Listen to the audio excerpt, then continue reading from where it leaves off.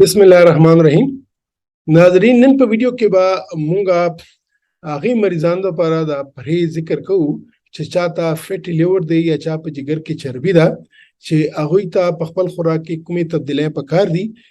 روزمره خوراک کې کوم سيزونه دي چې هغه د آزادۍ سره خوري او کوم سيزونه دي چې هغه د بخینو خوري او کوم سيزونه چې دي هغه به خوري خو لږ په کم مقدار کې بخوري. دا یاد لرئ چې د فیټي لیور یا نفل لپاره څه دوا بالکل نشته. د علاج صرف په دوه سيزونو ممکن دی، یو ریګولر اکټیویټي یا ریګولر ایکسرسایز یا روزانه ګرځیدل کم از کم نیمه غنټې نه واخله 45 منټ پورې روزانه واک کول بهر په هوا کې په اکسیجن کې او هفته کې کم از کم 15 ورځې دا ضروری دی. او دویم پرهیز چې کوم سيزونه به زه نن تاسو سره شیر کوم هغه کې بس داسې وي چې هغه به مونږ وایو چې دا د فیټي لیور مریضان بيخي نه خوري ځکه هغه خوراک سره د هغه په جګر چربي مقدار سیوا کیږي. نو نور سيزونه به داسې تاسو سره ډیسکس کوم چې کوم هغه خوري شي خو هغه د کم مقدار کې خوري او دریم به داسې ګروپ کې به داسې سيزونه چې هغه حسب منشا چې څومره هغه خواهشي هغه خوري بلکې هغه خوراک سره هغه فیټي لیور باندې بلک ښه اثرات راځي چې نن وګورو چې کوم سيزونه زموږ خوراک کې چې هغه کې څه تبدیلی راولي چې موږ د فیټي لیور باندې هغه اثر خراشي او فیټي لیور چې دی هغه خراب نشي.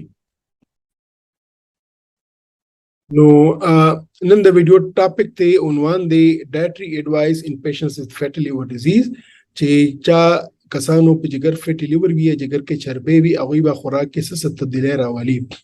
ناظرین د فیټي لیور چې دی ما تاسو مخکې ویلي دي چې دا په دنیا کې د جګر بیمارو کې ټول نه زیاته بیماری ده یا ټول نه اهم بیماری ده او دا نه صرف په پاکستان کې د دې کیسونه ډیر زیات دي بلکې په ټول دنیا کې یورپ کې امریکا کې ټول ایشیا کې د فیټي لیور مریضان ډیر زیات شوي دي او د دې وجه دا ده چې موټاپا زیاتېږي، د دې وجه دا ده چې شوګر مریضان زیاتېږي او کوم کس هغه وزن سوای هغه خېټه غټي هغه کې لازمی خبره ده چې هغه کې به فیټي لیور وي چې څومره پورې د هغه خپل ورزش نه کوي هغه خوراک کې پرهیز نه کوي هغه فیټي لیور به نه ختميږي. نو که یو غټ سړی وي هغه پرهیز نه کوي او هغه فزیکل اکټیویټي نه کوي نو دا هغه فیټي لیور به ورځ په ورځ سیوا کیږي. نو ټول چا چې وزن لږ سوا دی هغه په اندرونو تداخل لازمي ده چې هغه دی روزانه کم از کم نیمه غنټه 45 منټ واک کوي او په خپل خوراک کې د پرهیز کوي. بیا که دا هغه موټاپا دومره زیاته کم هم نشي صرف 10% وزن هم کم شي خو د هغه فیټي لیور چې دی هغه باندې هغه ډیر ښه اثرات راځي. نو موږ به چې څومره زموږ عام خوراک دی روزانه مو خوراک کوو هغه به موږ په درې کټګریز کې تقسیمو. دا د ټریفک لایټ دی کې دا ریډ لایټ دی یلو دی او گرین دی. سور لایټ باندې موږ هغه سيزونه ډیسکس کوو چې کوم به موږ بالکل نه خورو چې چاته فیټي لیور دی هغه دی دغه نه مکمل پرهیز وکړي او زیړ یا یلو به هغه سيزونه چې هغه خوري شي خو مقدار به کمی او گرین چې دی یا شین چې دی دا هغه کسيزونه چې کوم دی هغه زیات خوري څنګه هغه سره د فیټي لیور ته فایده رسي. نو راځي چې ول وګورو چې کوم خوراک یا کوم سيزونه دي چې هغه نه به مکمل پرهیز ضروري دي د فیټي لیور مریضانو لپاره. هغه کې یو خدا دی چې سیګریټ سکل تمباکو استعمال چای هغه د سیګریټو په تور باندې دی یا چای هغه د هوکي په تور باندې دی یا چای هغه د شیشې په تور باندې دی یا چای هغه نسوار دی. زمون کې پکې نسوار یو عام شی دی نو دا ټول سيزونه چای سیګریټ دی چای هوکا دا چای شیشه دا چای نسوار دی او د ټولو کې چې دی دا ټولو نه پرهیز ضروری دی لازمي دی ځکه چې کوم سړی په جګر باندې فیټي لیور وی چربي مقدار سوای هغه د تمباکو استعمال کوي نو د مضر اثرات هغه په جګر باندې راځي او خدای مکه ته د جګر کینسر پیدا کېدای شي. نو دا سيزونه خو مکمل تور باندې منې دي. دینه پس خوراک کې غټه غوخه د منې ده ځکه د دې کې د چربي مقدار سوای او دا چربي چې دی دا ډایرکټ جګر ته ځي او په جګر کې د چربي مقدار سیوا کوي. چای هغه دغه سي د ګډ غوخه دم منې ده ځکه دې کې د چربي مقدار سوای او چای د هغه یو کال نور کوټه ګډ چاغه ته لیم وای یا مټن وای د 2-3 کالو ولا ګډ د دوړ قسمونو غوخه چې دا هغه منې ده. او دا غوخه چای هغه سیخ کباب په تور استعمال جوړ تاسو خره یا هغه چپلی کباب چې دی هغه تاسو استعمالوي په هر صورت باندې چې دی دا غوخه منه ده. چای د هغې نه کړی جوړوئ چې دې کې ګورئ که وګورئ کافي غوړ دي پکې، مساله ده غوړ دي، مرچکې پکې دي، دې کې که کافي غوړ دي کې تیل ډېر زیات استعمالیږي، غوړي ډېر زیات استعمالیږي، دې کې ملای ډېر زیات استعمالیږي. داسې که الو ګوشت وي هغې کې غوړي ډېر زیات وي، غټه غوښې نو هغه هم چې دی منې ده. تاسو د ورکوټې د بیزې غوښې که الو ګوشت نور کړی خوړلی شی خو هغې کې غوړي کم پکار دي. که دا د غټې غوښې یا د ګډ غوښې او غوړي پکې زیات وي هغه په ستاسو مکمل منې ده، ځکه دې سره فیټي لیور ډیزیز چې دی د هغې چربي مقدار سیوا کېږي. داسې چې دی نهاري هغه هم منې ده. سهار کې چې موږ پانچې استعمالو خو ناشته کې هغه هم چې دی د هغې خوراک هم منې دی، ځکه هغې کې غوړ ډېر زیات وي او دا فیټي لیور ته نقصان راسوي. داسې د غټې غوښې کیما هغه منې ده، ځکه هغې کې غوړي ډېر زیات وي. داسې د فاسټ فوډ کې شوارما شوه د دې استعمال هم منې دی، ځکه چې دې سره هم د فیټ مقدار جګر کې سیوا کېږي. چای هغه شوارما ده، پیزا دی یا نور داسې څیزونه دي هغه ټولو سره چې دی یا د نور چې کوم د فرایډ سیزونه دي هغې سره د جګر چربي مقدار سیوا کېږي. داسې په ناشته کې چې دی حلوه پوري شوه یا پراټې شوې، پراټې سره چې دی کوچ شو یا ځان له کوچ شو یا ځان له پنیر شو، دا سیزونه چې هم دي دې سره د جګر چربي مقدار سیوا کېږي او دا هم چې دی منې دي په دې مریضانو باندې. داسې چې دی د بیکرۍ چې کوم سیزونه دي دا هم منې دي د دې فیټي لیور مریضانو باندې، ځکه چې دې سره هم چې دی د فیټ مقدار سیوا کېږي. چای هغه مختلف پیزي دي یا د هغې برګرې دي یا د هغې مټیانې دي، دا ټولو سره چې دی د جګر چربي مقدار سیوا کېږي او دا داسې مریضانو دپاره منې دي. نن سبا جمع را روان دی، د ګجرله به هر ځای کې په هر دکان ملاویږي. دې کوم که تاسو وګورئ دې کې غوړي ډېر سیوا کېږي، دې کې چیني استعمال ډېر زیات وي، دې کې چې دی د کویا استعمال ډېر زیات وي. دا ټول څیزونه چې دي دا جګر چربي مقدار سیوا کوي، نو داسې مریضانو دپاره دا څیزونه هم منې دي. داسې چې دی کیفین شو، کاربونیټډ ډرینک شو، دا منې دي. چاکلیټس مختلف قسمونه چې هغه کیک دی یا چاکلیټس دی یا هغه چاکلیټ ټي ده یا ډرینکیبل چاکلیټ دی، دا ټول منې دي.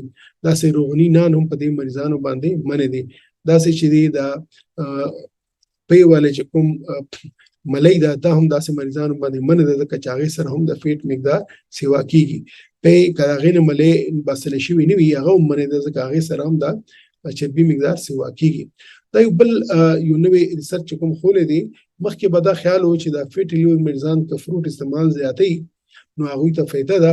دا اوس ریسرچ ثابت کړی دی چې هغه فروټ چې کومه کې د فرکټوز مقدار ډېر زیات دی، یعنې خوږوالی چې ډېر زیات دی، هغې کې د آم دی، هغې کې چې دی د ایون شهد دی، سیو دی، ناشپاتیانې دي، اګاوز دي، دا څیزونه چې دي دا هم منې دي، ځکه دی کې فرکټوز مقدار ډېر زیات دی. او دا فرکټوز مقدار که څه وایي داسې انګور شو، د دې سره هم چې دی کیله شوه، دې سره هم چې دی د فیټي لیور باندې مضر اثرات راځي. نو د دې نه هم پرهیز پکار دی، ډېر زیات د دې استعمال نه دی، بلکې دې نه څومره پورې چې د فیټي لیور فیټ کم شوی نه دې نه پرهیز پکار دی. دا یو نوی ریسرچ دی او دا یو کانسپټ دی چې عام غلط فهمي کېږي چې د دې استعمال فایدهناک دی. د دې استعمال د فیټي لیور مریضانو لپاره منې دی. دا په ایزل ګایډلاینز کوم راغلي دي، نور په ټول ریسرچ کې راغلي دي چې دې سره چې کوم دی کوم فرکټوز دی هغه شوګر ته کنورټ شي او شوګر چې دی بیا فیټ ته کنورټ شي او دا جګر کې جمع کېږي، نو دا استعمال هم منې دی. داسې چې دی که د عام ډرایډ فوډز کې فرکټوز مقدار زیات وي هغه هم داسې مریضانو لپاره منې دی. دا چې کوم بسکټس وي هغې کې فرکټوز مقدار زیات وي یا نان خطایي بسکټس کې دا فرکټوز مقدار زیات دی، هغه هم داسې مریضانو باندې منې دي. اوس هغه څیزونه چې تاسو خوړی شئ خو د هغې مقدار کم پکار دی، هغې کې روز چکن دی، هغې کې چکن مختلف صورتونه دي، د چکن بریاني ده، چای هغه چاول د چکن بریاني په صورت کې دي، چای هغه دیګي چاول دی، چای هغه کابلی پلاو دی یا چای هغه ویجیټیبل رایس دی یا غټې وریجې دي.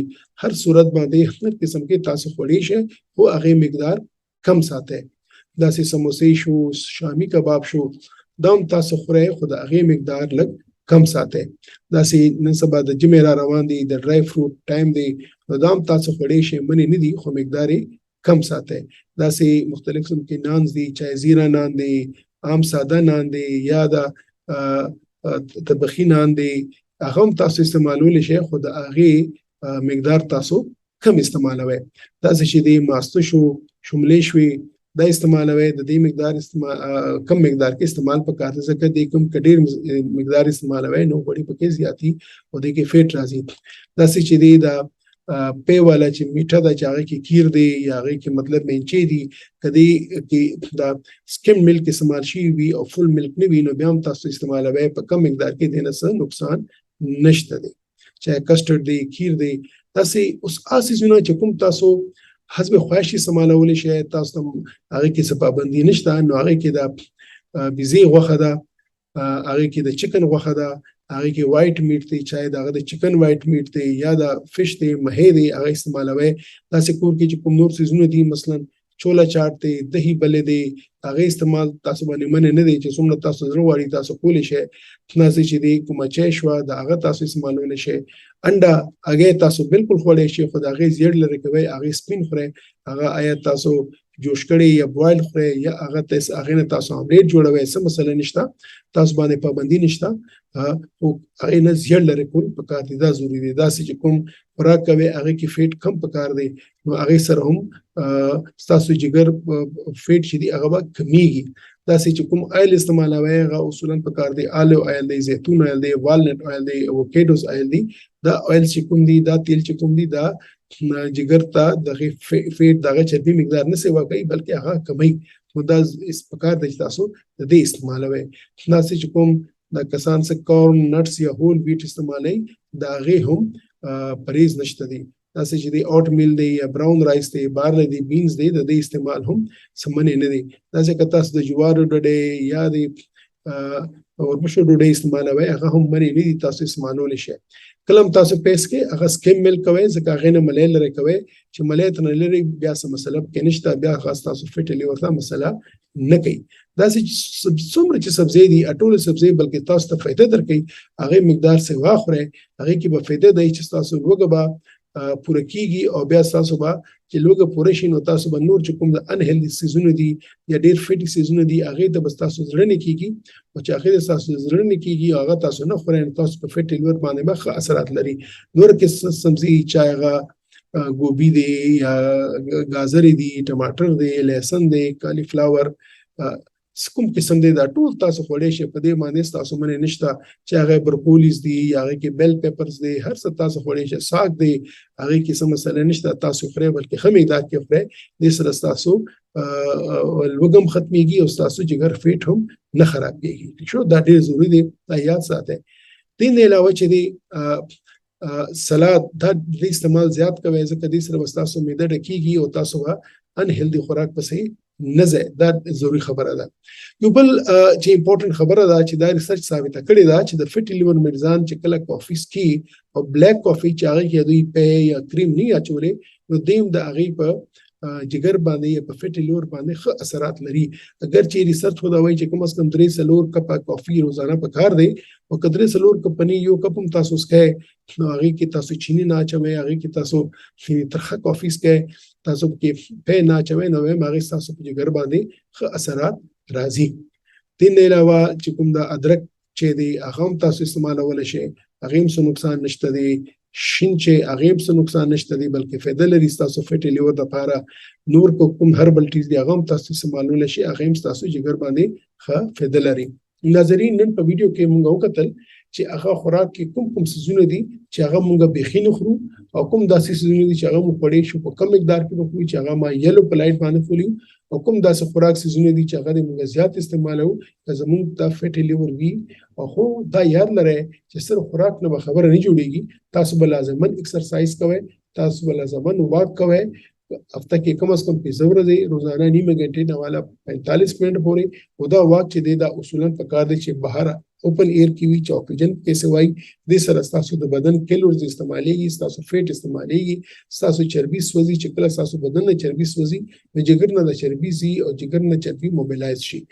ناظرین د فټ لیور صرف دو قسم علاج ممکن دی بلکې دی یو د ریګولر ایکسرسایز او جم د پرهیز. امید دی چې په دې ویډیو سره به تاسو ته دا معلومات شي وي چې تاسو فټ لیور دی نو تاسو به خپل بھري خوراک کې څنګه تبدیلی راولئ چې تاسو چربیم کم شي او تاسو ته فائدہ ورسي. ان شاء الله بیا بل ویډیو کې ملاويږو. تر هغه پورې خدا حافظ.